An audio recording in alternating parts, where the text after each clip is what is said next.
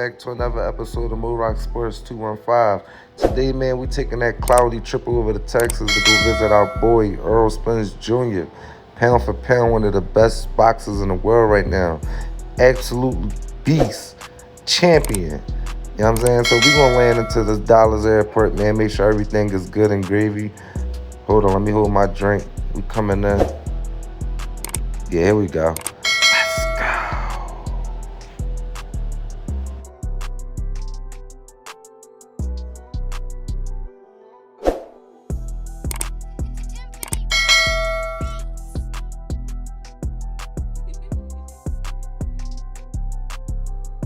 Rock, I got it from here, guys. Welcome back. Let's get into this story. Errol Spence Jr. is of Jamaican descent through his father, and African American descent through his mother. He was born in Long Island, New York, but has spent the majority of his life living in Dallas, Texas. He is the father of 2 daughters and a son. He is currently a unified welterweight world champion, having held the IBF title since May 2017, the WBC title since September 2019, and the WBA Super since April 2022. As an amateur in the welterweight division, he won 3 consecutive United States national championships and represented the U.S. at the 2012 Olympics, where he reached the quarterfinals. In 2015, Spence was named Prospect of the Year by ESPN. In 2009, Spence won the U.S. National Golden Gloves, and also won 3 consecutive national amateur welterweight championships from 2009 to 2011, all in the welterweight division.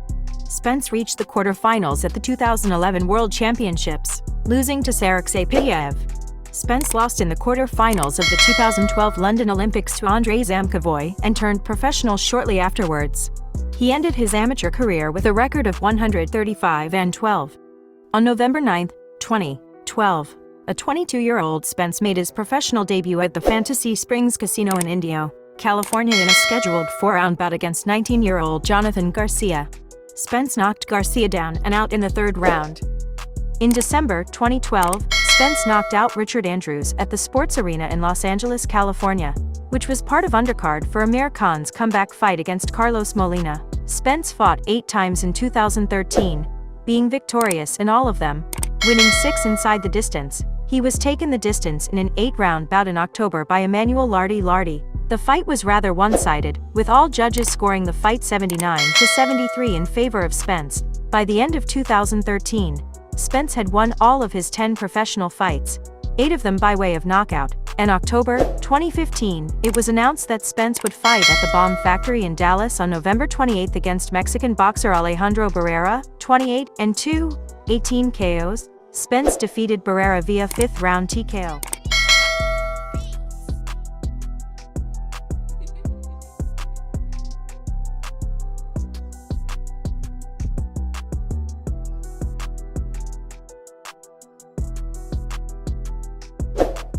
This was an IBF eliminator for the number 2 spot in their welterweight contender rankings. Spence was ahead on all 3 judges' scorecards, 40-36, 3 times. Spence was named 2015 ESPN.com Prospect of the Year. On March 10, 2016, it was announced that Spence would fight former light welterweight titleist Chris Algieri at the Barclays Center in Brooklyn on April 16, his biggest fight to date. The fight was scheduled for 10 rounds, in front of a pro-Algieri 7,628 crowd.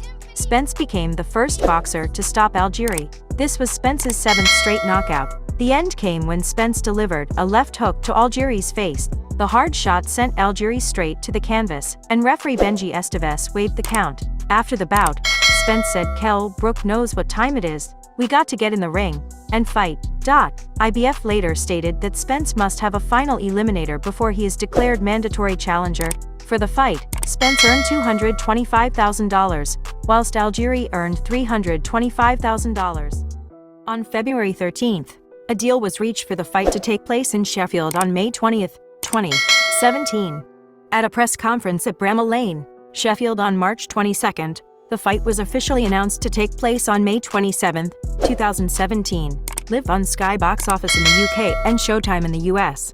In front of 27,000 fans, Spence dropped and eventually stopped Brook to win the IBF welterweight title after 11 rounds. In a fight where mostly power shots were landed, Spence threw combinations to the head and to the body, gradually wearing down Brook. Brook did well working the counter and landed his own shots to the body. In round 10, Spence cornered Brook against the ropes and unloaded some heavy power shots, which caused Brook to take a knee. In round 11, Brook motioned many times that he couldn't see through his left eye and voluntarily took a knee. The referee started the 10 count, which Brook was unable to beat, giving him back-to-back defeats and his first as a welterweight.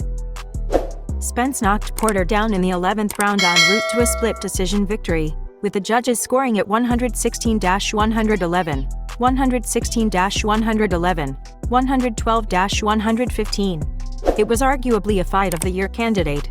The decision win for Spence is considered controversial, with many thinking January 23, 2018, the IBF sent a letter to TGB Promotions ordering Spence to make a mandatory defense against unbeaten prospect Carlos Ocampo, 22, and 0-13 KOs next.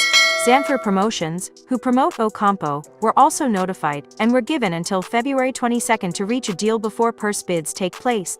On January 24, Showtime announced that Spence would next fight on June 16 in Dallas, Texas. On February 24, according to ESPN, the IBF ordered purse bids to take place on March 6. 4 days later, it was revealed that both sides had reached a deal. To Dallas police, Spence's Ferrari 488 Spider was traveling at a high rate of speed, and then veered left over the center median onto the southbound lanes, and flipped multiple times, ejecting the driver, who was not wearing a seatbelt. Spence sustained facial lacerations, but no broken bones earlier in the night. He had been drinking alcohol.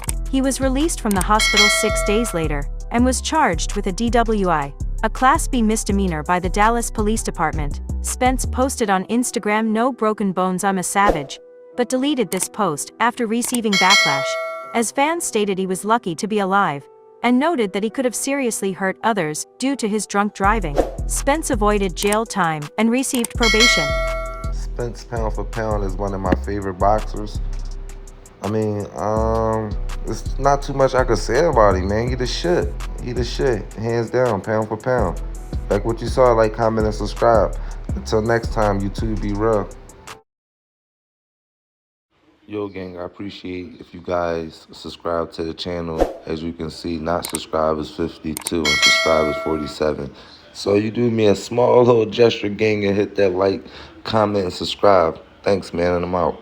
Here's my Cash App for those that's interested in keeping the channel alive, helping support the channel, and help support the movement of what we're doing over here. Anything is greatly appreciated. Thanks. The fun ain't over. We almost there. This our YouTube and our Instagram, man. Let's get them numbers up, gang.